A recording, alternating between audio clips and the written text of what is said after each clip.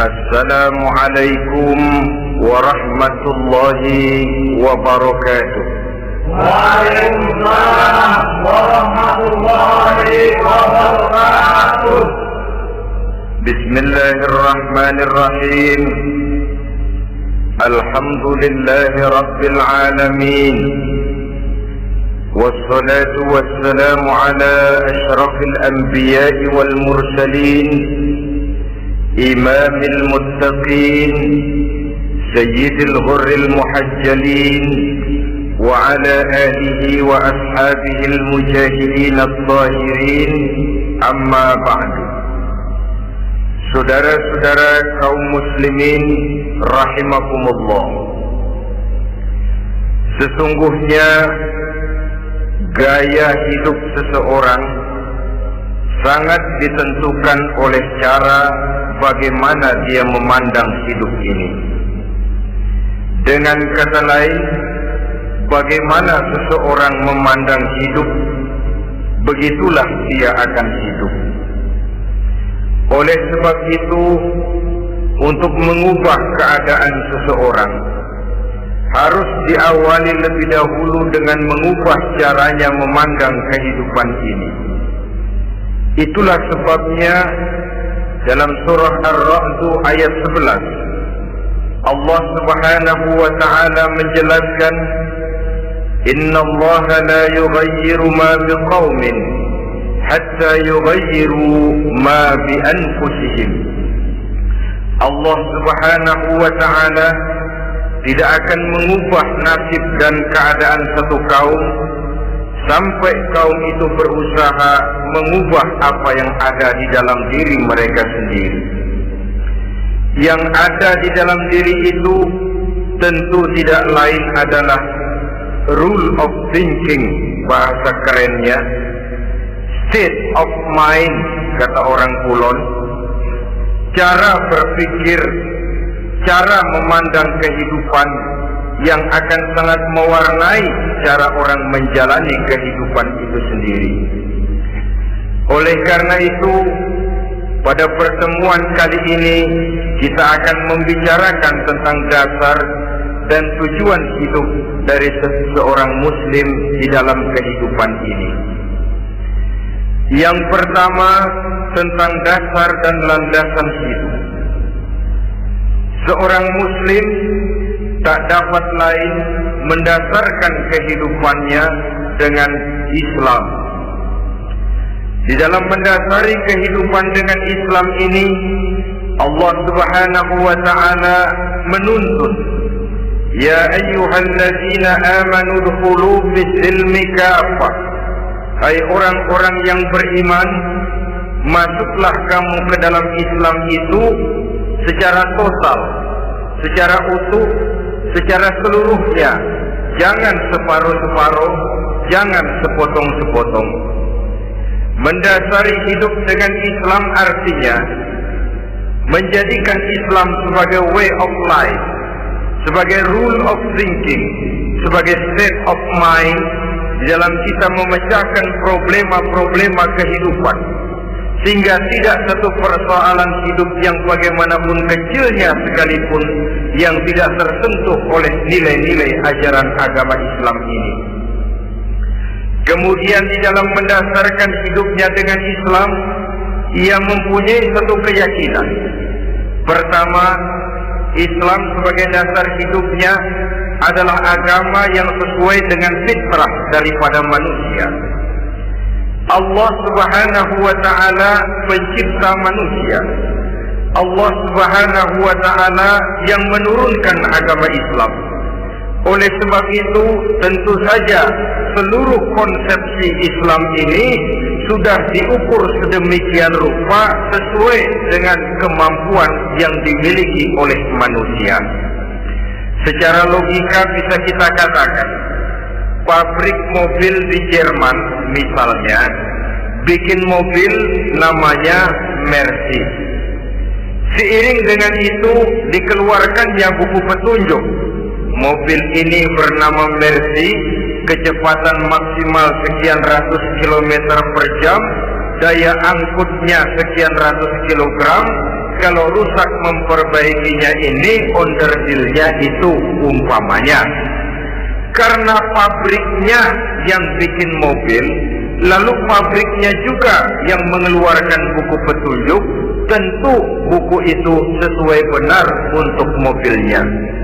Dan logika mengatakan tidak bisa kita punya mobil Mercy rusak kita perbaiki dengan menggunakan buku petunjuk yang dikeluarkan oleh pabrik mobil Fiat. Tentu saja mobil makin rusak, acak-acakan dan tidak karu-karuan. Ini artinya, jikalau manusia ingin baik, jikalau manusia ingin mencapai sesuatu yang bernama bahagia, dia harus mengikuti petunjuk yang dikeluarkan oleh yang menciptakan manusia. Dan petunjuk-petunjuk itu telah turun dalam satu konsepsi yang bernama Islam yang sesuai dengan fitrah manusia. Yang kedua, oleh karena keyakinannya bahwa Islam sesuai dengan fitrah manusia, ia pun berkeyakinan bahwa Islam adalah agama untuk seluruh manusia, universal. Walaupun ia diturunkan di tanah Arab, tetapi ia bukanlah agama hanya untuk orang Arab semata-mata. Keyakinan ini perlu ditegakkan kembali, oleh karena akhir-akhir ini muncul pendapat-pendapat yang menganggap seolah-olah agama itu barang impor. Persilahkan saja kalau memang itu merupakan keyakinannya, tetapi menganggap agama sebagai barang impor sungguh merupakan satu kekeliruan yang sangat besar. Bahwa Arab sebagian besar memang Islam, jelas. Tetapi Islam bukannya Arab, itu pun harus kita akui. Kita bisa menjadi Muslim yang baik tanpa perlu menjadi orang Arab. Dengan kata lain, kita bisa menjadi Muslim yang baik dengan tetap menjadi warga negara Indonesia yang baik. Bahwa Al-Quran diturunkan dalam bahasa Arab oleh karena memang ia turun di tanah Arab. Buktinya apa? Walaupun Quran dalam bahasa Arab, tidak satu pun ayat Quran yang ditujukan kepada orang Arab semata-mata. Tidak ada ayat ya ayyuhal Arabiyun, hai orang-orang Arab. Tidak ada. Yang ada mana ya ayyuhan nas, wahai manusia. Manusia yang mana? Yang mana saja asal merasa manusia. Kalau tidak merasa manusia, tidak usah terpanggil dengan ayat tadi. Maka dalam mendasari hidup dengan Islam, kita berkeyakinan Islam adalah agama untuk seluruh manusia. Yang ketiga, di dalam mendasari hidup dengan Islam, kita berkeyakinan Islam adalah agama terakhir yang diturunkan kepada Rasul terakhir. Tidak ada Rasul dan Nabi sesudah Nabi Muhammad, dan tidak ada agama lagi sesudah agama Islam.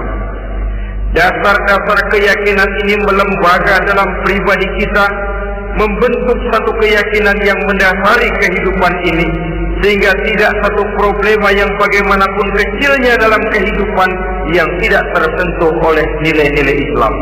Sejak kita tidur sampai kita bangun tidur, bahkan tidur itu sendiri, dan seluruh kegiatan kehidupan yang kita laksanakan dalam 24 jam, tidak satu pun yang tidak tersentuh oleh nilai-nilai Islam. Inilah pandangan hidup Muslim.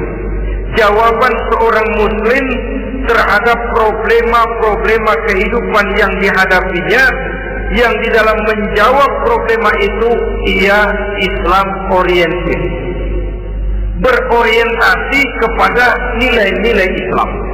Apa kata Islam tentang pekerjaan yang dihadapinya? Halal kata Islam, halallah dia katakan. Haram kata Islam, haram dia katakan. Islam oriented.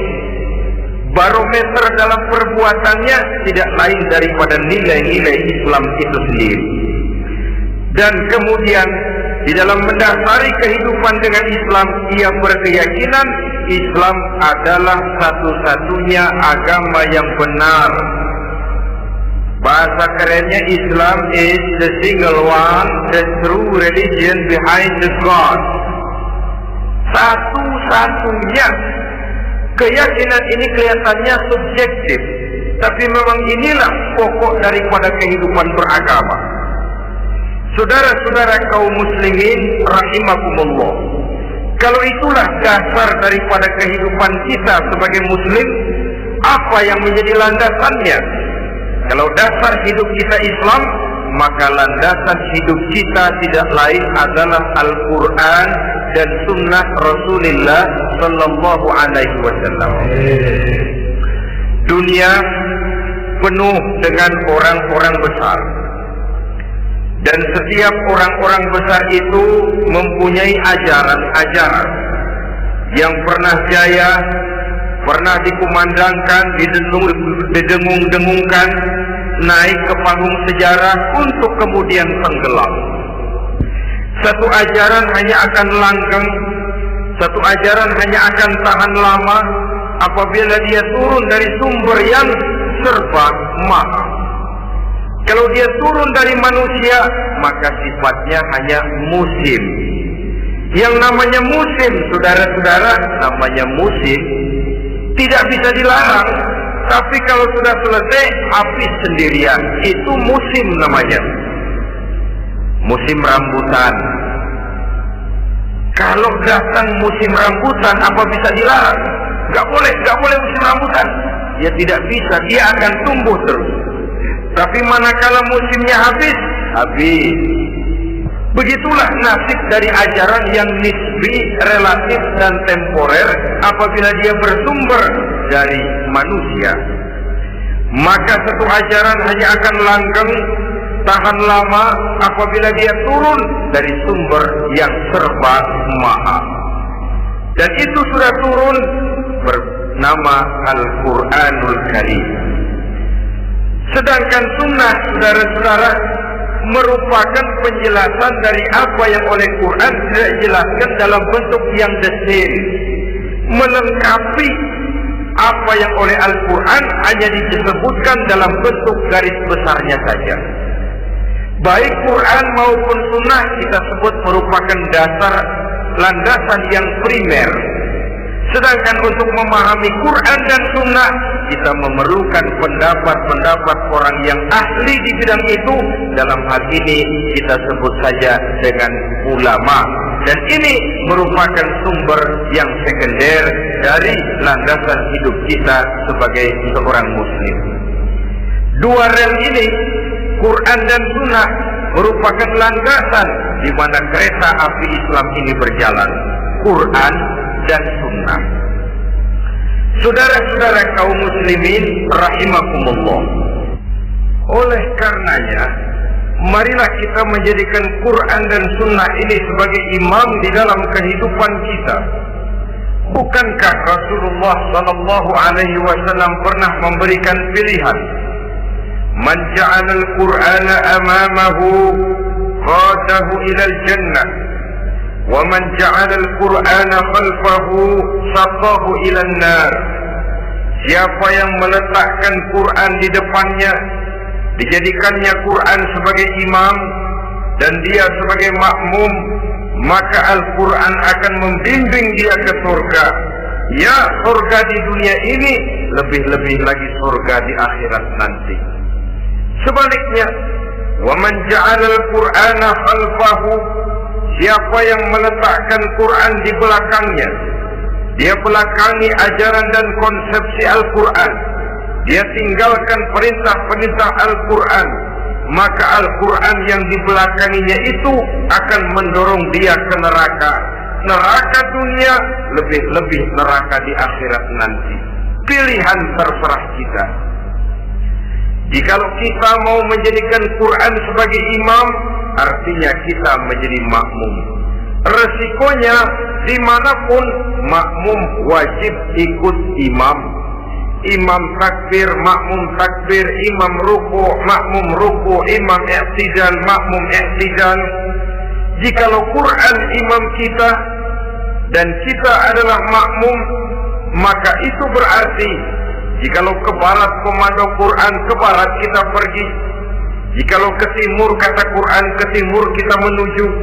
Jikalau halal kata Quran, halal kita katakan. Jikalau haram kata Quran, haram kita ucapkan. Itu resikonya kita menjadi makmum, menyusun pola hidup yang lebih Qurani. Tapi sebaliknya, ke barat komando Quran, ke timur kita pergi. Ke utara kata Quran, ke selatan kita menuju. Halal kata Quran, malah kita tidak mau melaksanakannya. Haram kata Quran, kita senang bukan main. Artinya kita mau menjadi makmum, dan Quran kita jadikan sebagai makmum, kita sendiri malah mau menjadi imam. Kita paksa konsepsi Al-Quran itu supaya sesuai dengan naluri kemanusiaan kita. Mengotak-atik hukum, menghalalkan yang haram, mengharamkan yang halal. Dikala itu landasan hidup kita sudah goyah, tidak lagi sebagai landasan tempat kita bertolak, tetapi malah menjadi satu landasan yang kita injak-injak. Sesungguhnya saudara-saudara, Quran tidak akan membawa berkah, tidak akan menjadi rahmatun wa shifaa'un lil mu'minin, menjadi penyembuh, menjadi rahmah bagi orang-orang beriman, apabila yang kita baca itu kita injak-injak di dalam kehidupan. Upaya menyusun hidup yang lebih Qurani ini seiring dengan usaha kita menjadi warga negara yang baik. Yang saya katakan di awal tadi, tidak saling dan tidak harus saling bertentangan. Jadi dengan demikian, dasar hidup kita sebagai muslim adalah Islam, dan landasan hidup kita tidak lain adalah Al-Quran dan Sunnah Rasulullah Sallallahu Alaihi Wasallam. Ini landasan tempat kita bersolat. Ini yang mewarnai gaya kehidupan kita. Apapun yang mau kita lakukan, tempat kita bertanya lebih dahulu Quran dan Sunnah. Saya mau melakukan pekerjaan ini, apa kata Quran? Saya mau pergi ke tempat ini, apa kata Quran? Saya mau berusaha dengan mengerjakan perusahaan ini, apa kata Quran? Merupakan landasan daripada kehidupan kita. Ini yang saya katakan tadi, membentuk rule of thinking, state of mind, bahwa gaya kehidupan kita diwarnai oleh landasan hidup yang bertumpu pada ajaran Al-Quranul Karim dan Sunnah Rasulullah Sallallahu Alaihi Wasallam. Baiklah ya, ini yang pertama tentang dasar dan landasan hidup. Yang kedua tentang tujuan hidup. Kalau sudah ada landasan tempat kita bertolak, lalu kemana pantai yang akan kita tuju? Mau apa sih kita hidup ini? Berleha-leha, menjalani acara rutin, bangun tidur sampai tidur lagi, kemudian besok begitu lagi, sampai menunggu datangnya sang ajal? Atau ada satu tujuan yang akan kita capai di dalam kehidupan ini? Apabila kita teliti, maka Al-Quran mengajarkan tujuan hidup setiap muslim pada dasarnya ada dua. Pertama, kita sebut saja tujuan jangka pendek. Tujuan jangka pendek itu sasarannya dunia sekarang ini. Bentuknya horizontal. Targetnya agar setiap pribadi muslim menjadi rahmatan lil alamin, rahmah bagi lingkungannya. Inilah yang oleh agama dinamakan hablum minan nar, yang isinya adalah ilmu dan peradaban. Jadi dunia dan seluruh isinya merupakan tujuan jangka pendek saja. Untuk mencapai tujuan jangka pendek, dunia dan seluruh isinya, unsur penunjangnya adalah pendidikan, pengalaman, atau nasib. Makin tinggi pendidikan, makin mudah menjangkau hidup. Makin banyak pengalaman, makin mudah menguasai dunia. atau karena faktor nasib. Pendidikannya tidak seberapa, pengalaman pun kadang-kadang dangkal, tapi karena nasibnya lagi hoki, kata orang sekarang, nasibnya lagi bagus, dia naik ke panggung memegang peranan. Faktor yang namanya nasib ini ada, tapi tidak bisa dijadikan sandaran untuk menjangkau dunia dan seluruh isinya. Unsur penunjangnya, pertama pendidikan, yang kedua pengalaman, yang ketiga faktor nasib. Oleh karena itu, apabila kita ingin mudah mencapai dunia, yang pertama harus kita laksanakan bagaimana menempuh satu pendidikan. Di zaman sekarang orang terangsang untuk hidup dalam pola yang oleh orang-orang priangan disebut hardoli. Saudara tahu hardoli? Itu potongan dari dahar modal ulit. Filsafat hidup yang pakaian mau bagus, makan mau enak, kerja nggak mau. Akhirnya jadilah dia pengkhayal kelas berat, tukang-tukang ngelamun kelas tinggi. Tiap hari kegiatannya cuma tidak terlepas dari tiga kriteria itu. Hardolis. Pokoknya kalau sudah dahar, modal, ulit. Besok ya begitu lagi. Pola dari dimana orang pakaian mau bagus, makan mau senang, duit mau punya, kerja tidak mau. Kadang-kadang mau kerja tapi tidak tahu apa yang harus dikerjakan. Ditambah oleh sempitnya lapangan pekerjaan. Tidak tahu apa yang harus dikerjakan, dilatar belakangi oleh tidak adanya pendidikan yang dia terima. Jika mau kerja apa, selalu bingung. Oleh karena itu, terutama buat adik-adik remaja, para pemuda, saya berpesan untuk menjangkau dunia, yang pertama harus kita jalani bagaimana membina diri, mendidik. Taruh kata drop out, putus sekolah. Tapi drop out bukan halangan bagi tumbuhnya cita-cita yang mulia. Bahkan ada orang bilang many a great man start as a newspaper boy. Banyak orang-orang besar yang memulai pekerjaannya dagang koran. Putus sekolah bukan merupakan halangan bagi tumbuhnya cita-cita yang mulia. Dan tidak sedikit orang-orang besar yang tidak keluaran perguruan tinggi. Tidak sedikit orang-orang besar yang tidak merupakan produk dari perguruan tinggi tertentu.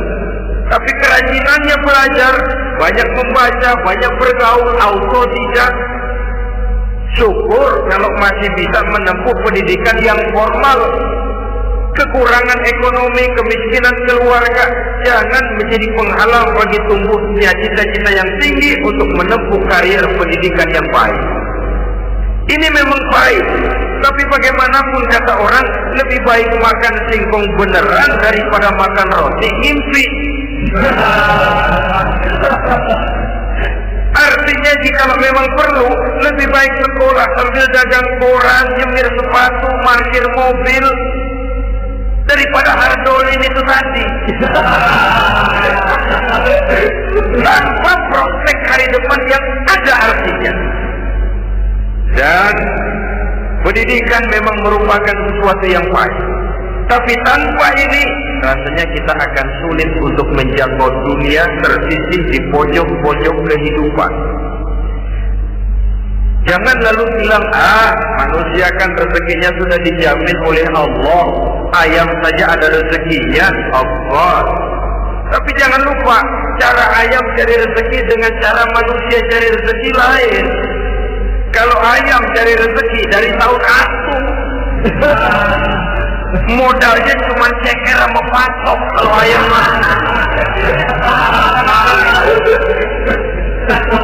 asal bisa nyeker, bisa matok, ayam dapat rezeki. Pokoknya kersok kan. Tapi manusia cari rezeki, dia harus cari lapangan kerja. Lapangan kerja sulit. Sudah dapat lapangan kerja, harus punya keahlian. Untuk memperoleh keahlian, harus dengan pendidikan. Berhadapan lagi dengan saingan-saingan, karena pasaran tenaga kerja Tiap tahun puluhan kalau tidak ratusan ribu pasaran tenaga kerja yang masuk lapangan kerja. Ini kenyataan. Semakin ke depan oleh tingginya tensi ekonomi, oleh persaingan hidup yang makin tajam, oleh makin menggejalanya pola pikir industrialis yang membuat manusia individu, nilai-nilai semacam ini akan terasa makin berat. Oleh karenanya, tanpa pendidikan sulit untuk menjangkau dunia. Yang kedua, pengalaman, tenaga expert. Sehingga orang mengatakan experience is the best teacher. Pengalaman adalah guru yang paling bijaksana. Dengan pengalaman kita makin dewasa. Dan orang sering mengatakan kegagalan hakikatnya adalah keberhasilan yang tertunda. Jangan takut gagal. Kalau itu akan mengantarkan kita kepada pola hidup yang lebih dewasa, lebih tegar, lebih sanggup menghadapi kesulitan-kesulitan. Dan faktor yang ketiga, nasib. Kadang-kadang orang pendidikannya tidak ada, kadang-kadang pengalamannya tidak seberapa, tapi karena nasib, engkongnya misalnya jadi komandan hansip, dia naik jadi anggota hansip. Itu karena faktor nasib saja. Yang ketiga ini ada, tapi tidak bisa dijadikan sandaran dalam arti bahwa kita lalu mengandalkan nasib. Loh, nanti udah gede mau jadi apa? Mesti gimana nasib aja dah. Jadi orang syukur, jadi gembel nasib. Tidak bisa kita menghadapi hidup dalam satu alur spekulasi. Tidak bisa kita menjalani skenario kehidupan ini dengan bersikap untung-untungan. Karena kehidupan walaupun tidak bisa dipastikan, paling kurang bisa dirancang, bisa direncanakan, bisa ditargetkan, bisa dianalisa kemungkinan-kemungkinannya. Walaupun tidak bisa dipastikan, tapi bisa diperhitungkan. Sebagai manusia yang terikat oleh kausalitas, oleh hukum sebab akibat, sewajarnya kita memperhitungkan kemungkinan-kemungkinan itu. Kira-kira 5, 10, 15 tahun yang akan datang, sejauh mana kesulitan-kesulitan dalam kehidupan ini, sejauh mana persaingan dalam hidup, sejauh mana tenaga kerja dibutuhkan, sejauh mana keahlian dan skill menunjang ke arah itu. Kalau tidak, kita akan tersisih di sudut-sudut kehidupan untuk lebih banyak jadi penonton daripada menjadi pemain. Padahal kita ingin jadi pemain, kita ingin atlet, kita ingin punya peranan karena kita oleh agama dituntut menjadi rahmatan lil alamin, menjadi rahmah bagi lingkungan di mana kita tinggal, mewarnai lingkungan, bukan cuma diwarnai oleh lingkungan itu sendiri. Itu tadi tujuan jangka pendek sebagai tujuan yang pertama. Yang kedua, tujuan jangka panjang. Tujuan jangka panjang ini sasarannya adalah akhirat. Bentuknya vertikal, targetnya adalah mardotillah atau ridho daripada Allah. Dan ini yang oleh agama dinamakan dengan hablum minallah, tali vertikal yang menghubungkan manusia langsung dengan Tuhannya. Untuk mencapai tujuan jangka panjang akhirat ini, unsur penunjangnya adalah prestasi ibadah. Kalau untuk tujuan jangka pendek, dunia dan seluruh isinya, pendidikan, pengalaman, dan nasib memegang peranan yang sangat penting, maka untuk akhirat, pendidikan, pengalaman, nasib tidak punya pengaruh banyak. Unsur penunjangnya adalah prestasi ibadah. Bagaimanapun tinggi pendidikan, bagaimanapun banyak pengalaman, tanpa prestasi ibadah, nol besar kita dalam pandangan Allah Subhanahu wa ta'ala. Saudara-saudara kaum muslimin rahimakumullah, itu sebabnya seorang muslim sholat, puasa, haji, zakat, yang kalaupun ada target dunia itu cuma side effect saja, sekedar satu efek sampingan. Target utamanya tetap tujuan jangka panjang, akhirat dan ridho Allah. Kenapa kita sholat? Untuk mencari ridho Allah. Kenapa kita laksanakan ibadah haji? Untuk mencari ridho Allah. Kita bangun di keheningan malam untuk mencari ridho Allah. Kalau ada akibat dunia, itu cuma akibat sekunder saja. Ada misalnya orang karena tekun ibadah rezekinya lancar, itu baru persekot, baru tanda jadi. Kadang-kadang persekotnya saja sudah nikmat kok, apalagi esnya, kontannya. Sebaliknya kalau ada orang rajin ibadah, rezekinya seret, jangan jadi alasan. Kok lu nggak sembahyang? Alah, tetangga gua rajin sembahyang melarang terus. Ya memang sholat itu bukan dengan target dunia, target akhirat, saudara-saudara. Oleh sebab itu, seorang muslim adalah seorang yang berpandangan luas, berjiwa lapang. Maksudnya apa? Tujuan jangka pendek dan jangka panjang ini harus dia raih kedua-duanya. Ini yang oleh Al-Quran diajarkan agar setiap muslim mencapai fid dunia hasanah wa fil akhirati hasanah. Kebaikan di dunia, kebaikan di akhirat, itu arti hasanah. Jangan macam orang dulu punya istri dua pergi haji. Yang satu yang muda istrinya namanya Hasanah, yang satu namanya Khadijah. Waktu tawaf keliling Ka'bah, si suami ini nggak bisa doa apa-apa kecuali Rabbana atina itu.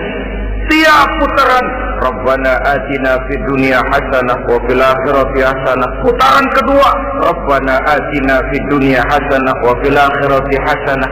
Ini istri tuanya yang namanya Khadijah dengerin aja. Akhirnya di satu saat dia colek suaminya, "Bang, mentang-mentang Hasanah bini muda disebutin melulu. Saya dong disebutin dalam doa." "Iya deh, ntar putaran selanjutnya." Suaminya blow on juga. Putaran kedua dia baca Rabbana atina fid dunya hasanah wa fil akhirati Khadijah.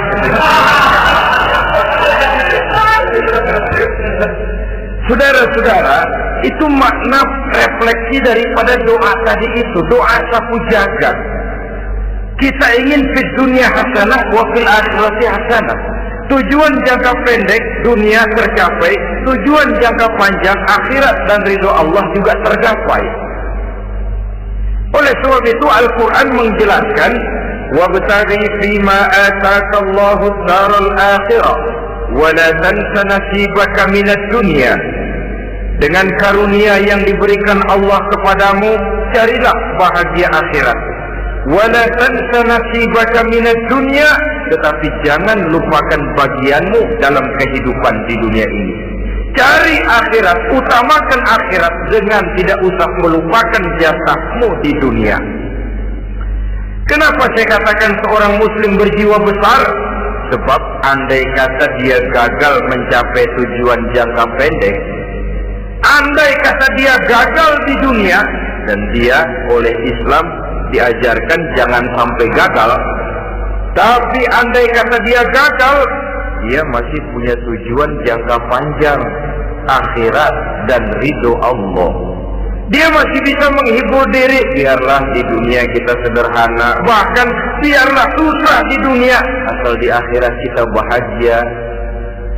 Orang yang tidak punya pandangan hidup semacam ini, surgalah dunia ini, segalanya telah tertumpu di sini.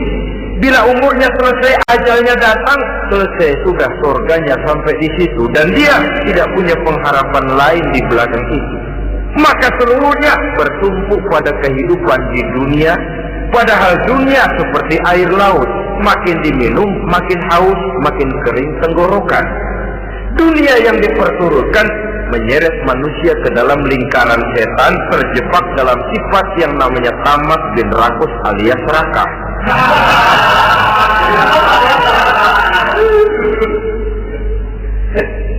Andai kata dia gagal untuk tujuan jangka pendek, dia masih punya tujuan jangka panjang. Akhirat, dia masih sanggup berkata, biar di dunia kita sederhana, bahkan biar kebelangsak sengsara susah di dunia, asal di akhirat kita bisa bahagia. Kan masih ada harapan. Yang paling bangpak, paling rusak betul, sudah di dunia sengsara, di akhirat celaka. Jadi dunia rumahnya gubuk, pinggir kali miring, asal hujan bocor, utang selebar warung. Bayang kagak, ngaji enggak, puasa enggak, dapat malam miris mulu. Saudara hadirin yang saya hormati, lalu kapan mau bahagia kalau sudah di sini susah, di sana akan susah juga. Ini yang pertama, seorang muslim, seorang yang optimis, berjiwa besar, luas pandangan. Kegagalan dia dalam jangka pendek tidak menyebabkan dia melupakan tujuan jangka panjang. Yang kedua, positifnya apa? Cara dia mencapai tujuan jangka pendek diwarnai oleh keyakinan adanya tujuan jangka panjang. Dia memang benar cari harta, tapi karena dia yakin ada akhirat, Allah ridho apa tidak. Ini positifnya. Saya memang cari duit, tapi dengan cara ini Allah ridho apa tidak. Saya memang ingin berpakaian yang rapi, tapi dengan tidak menutup aurat begini, Allah ridho atau tidak. Saya memang bergaul menghormati teman, tapi terjebak dalam minuman keras karena menghormati teman, Allah ridho apa tidak. Ini orang yang punya tujuan jangka panjang. Segalanya diberikan bingkai dengan pertanyaan, Allah ridho atau tidak. Keyakinannya terhadap tujuan jangka panjang mewarnai gaya hidupnya di dunia ini, mencapai tujuan jangka pendek tadi. Mau minum, Allah ridho apa enggak ini? Mau makan, yang saya makan Allah ridho apa enggak ini? Pendeknya apapun yang mau dia kerjakan, karena dia punya keyakinan tujuan jangka panjang, dia selalu menimbang terhadap ridho Allah tadi. Jadi tanpa prestasi ibadah, kita nol besar dalam pandangan Allah. Ini nilai manusia yang hakiki di sini. Ini makna inna akramakum indallahi atqakum. Di akhirat nanti kan tidak pernah akan disidang. Kamu pendidikan setinggi apa? Tidak. Gelarmu berapa renteng? Profesor, doktor? Tidak. Akhirat hanya menyidang kau sholat atau tidak, kau puasa atau tidak, kau zakat atau tidak. Diberikan kamu harta yang banyak, dari mana kau dapat, kemana kau belanjakan. Prestasi ibadah itu yang ditanya. Setinggi apa pendidikan, sebanyak apa pengalaman, no problem. Tidak jadi masalah di akhirat ini. Prestasi ibadah itu yang akan kita persembahkan di hadapan Allah.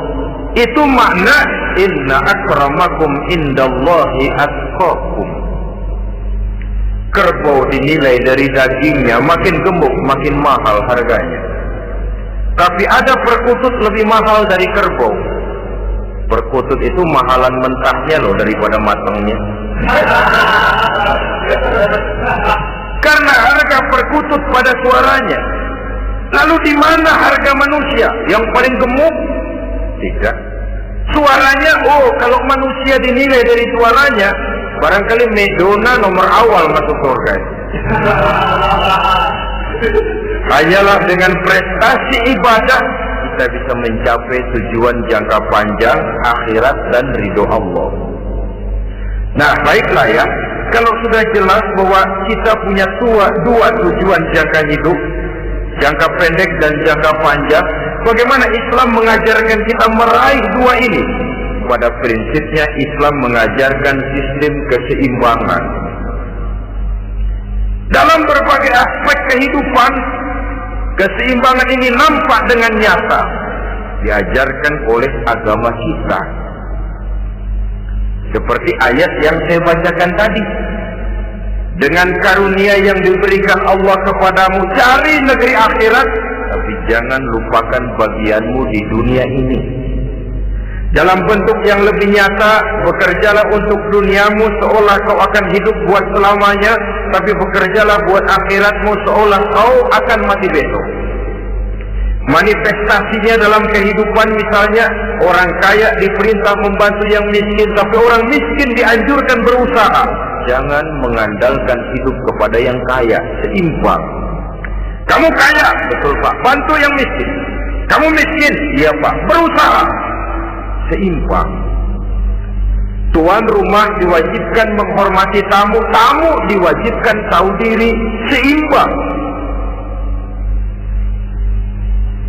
Jadi bagaimana kalau sudah kita bekerja di sawah, di ladang, di pasar, di kantor, anggap kita akan hidup selamanya agar timbul gairah kerja. Tapi kalau sudah sholat, anggap kita akan mati besok supaya timbul khusyuknya. Nah, titik tekannya di mana? Stresnya itu. Walaupun Islam mengajarkan sistem keseimbangan, tapi Al-Quran tetap menggarisbawahi walal akhiratu khairul laka minal, bahwa bagaimanapun seimbangnya, akhirat itu lebih utama daripada dunia. Bagaimana implementasinya?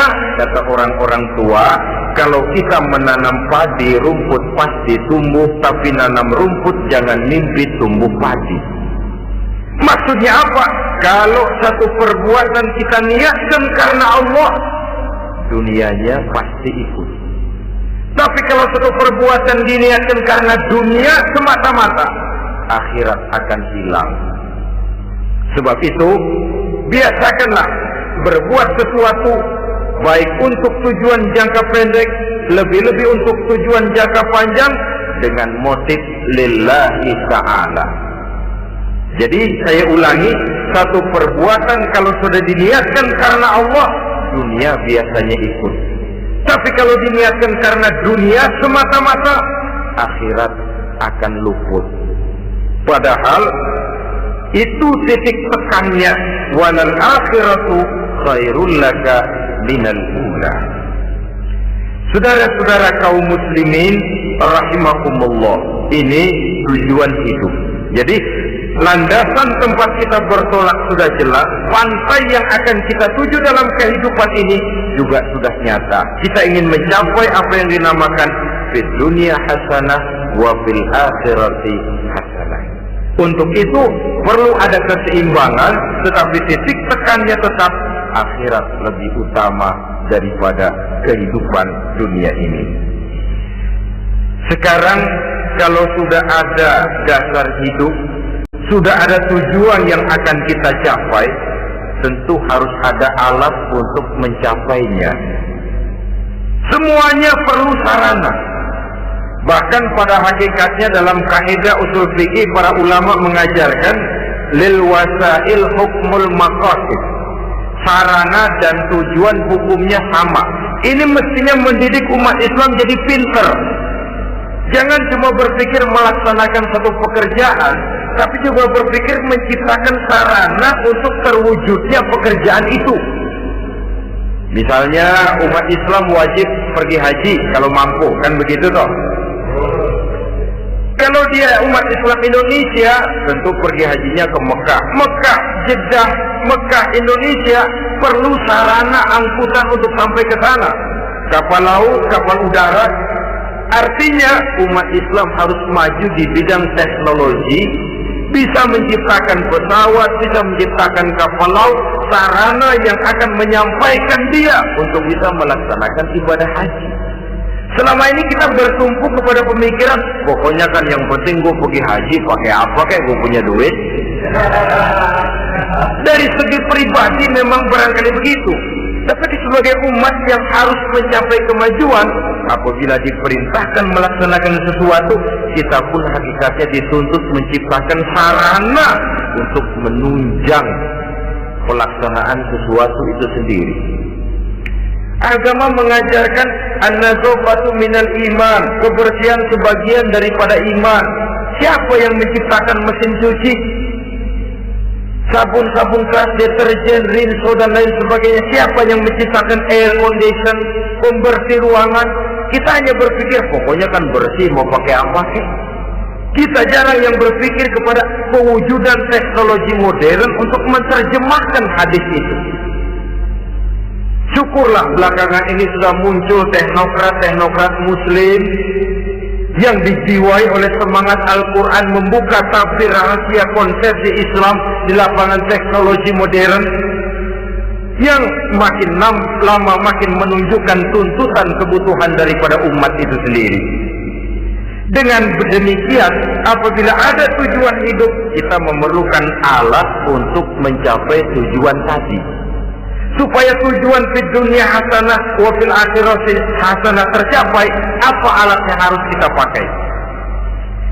Kita lihat surah At-Taubah ayat 111 memberikan jawaban. Innallaha ashtara minal mu'minina anfusahum wa amwalahum bi anna lahumul jannah. Sesungguhnya Allah telah membeli dari orang-orang beriman diri mereka, harta mereka, bahwa sesungguhnya bagi mereka adalah surga. Coba kita simak ayat ini sejenak, akan nampak dengan jelas bahwa ayat ini hakikatnya merupakan satu transaksi yang nyata benar antara kita dengan Allah. Transaksi jual beli sudah terjadi, dan itu langsung dengan Allah, tertuang dalam pernyataan Quran. Pembeli Allah, penjual kita orang-orang beriman, dagangannya adalah anfus dan amwal, harganya adalah surga. Itu sudah tanda tangan pernyataan kita siap jual beli ya Allah. Apalagi baiat kita apa?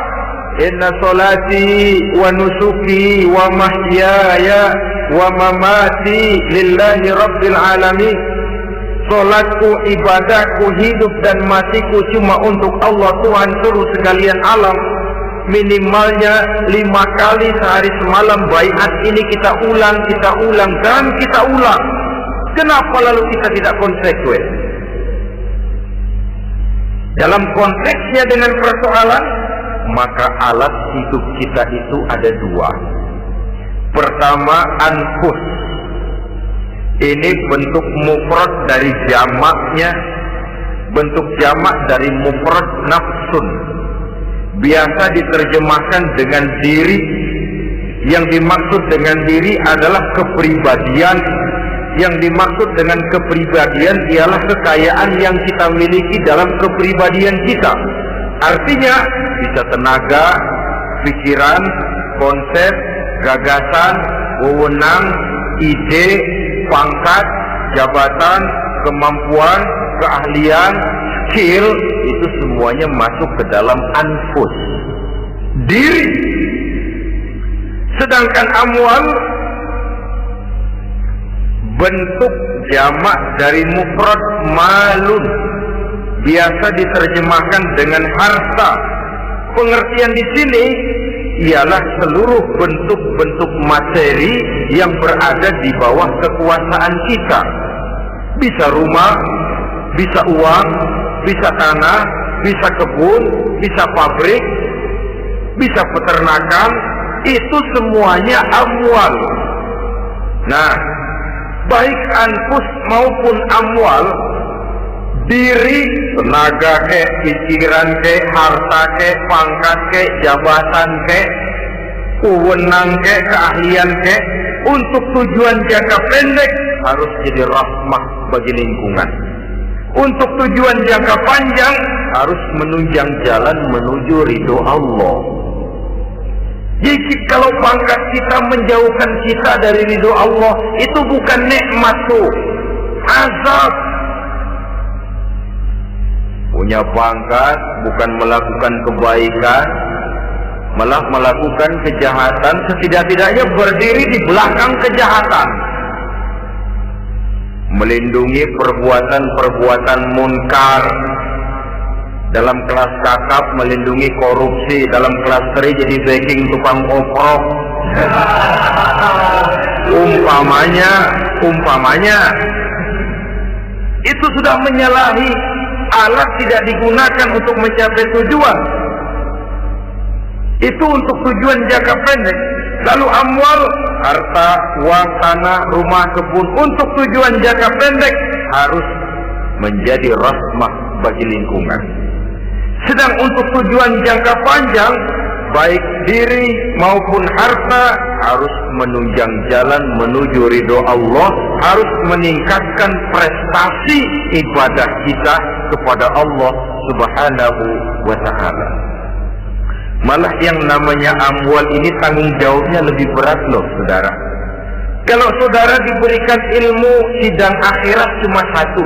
Ilmu kau amalkan untuk apa?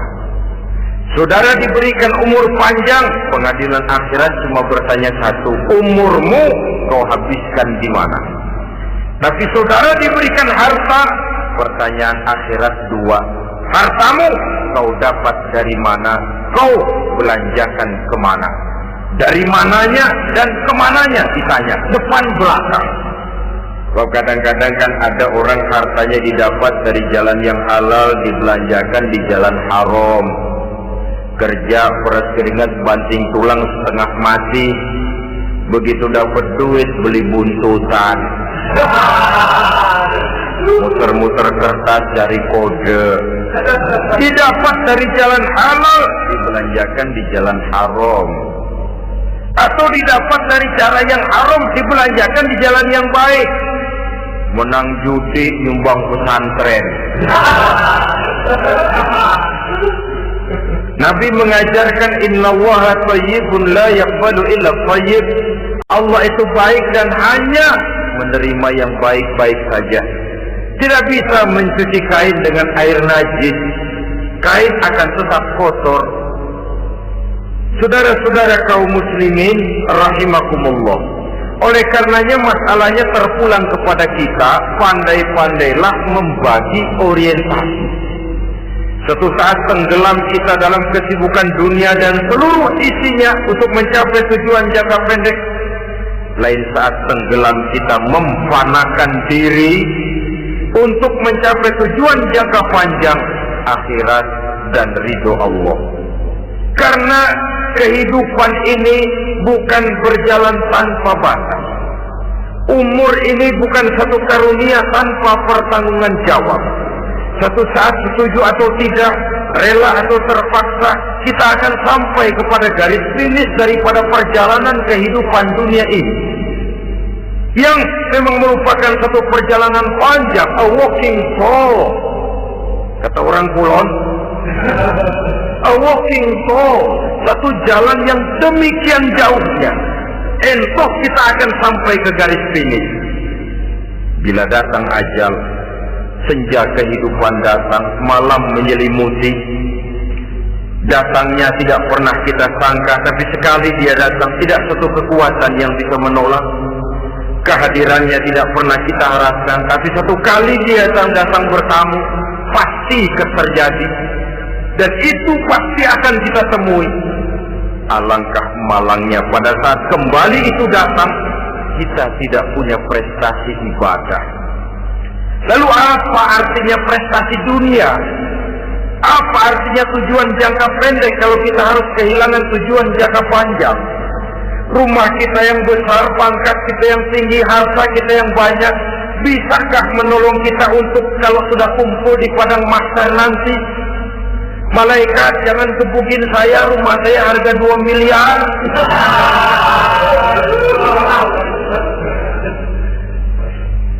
Sudahlah malaikat, damai saja, itu Rolls Royce saya.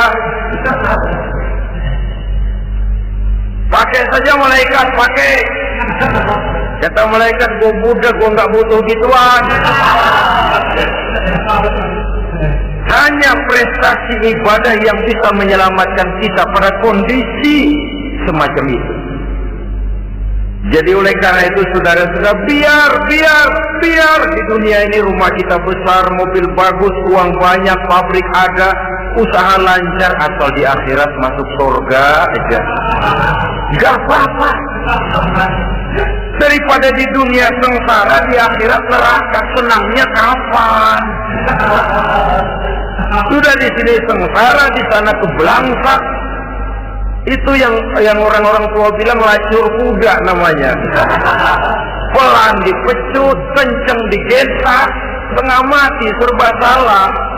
Kuda kalau bisa ngomong, gue setengah mati, serba salah.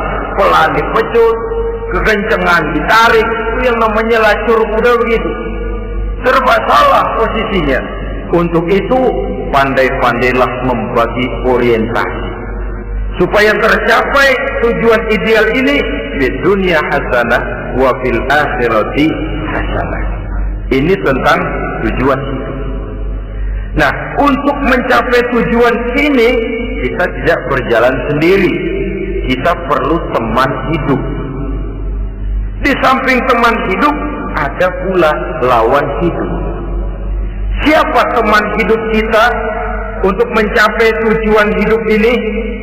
Dalam arti sempit, teman hidup kita suami istri yang taat kepada Allah.